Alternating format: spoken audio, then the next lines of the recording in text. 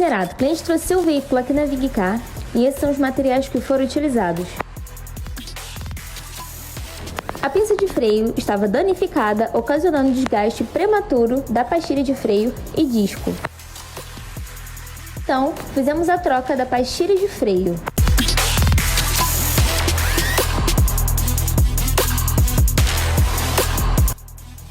E também fizemos a troca do disco.